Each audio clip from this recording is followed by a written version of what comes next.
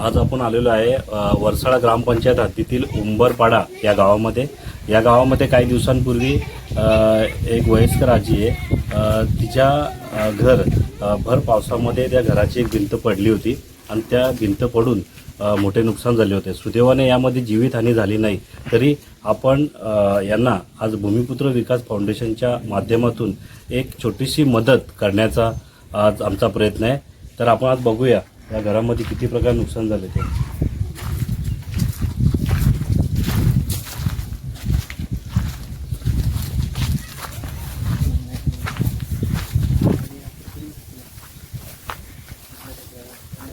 आज आपण बघत आहात का या घराची पूर्ण भिंत पडलेली आहे न. या आजीला एक प्रकारे मदत एक आपण किटची मदत केलेली आहे, पण या मदतीऐवजी तिला अजूनही मोठ्या प्रमाणात मदतीची अपेक्षा आहे.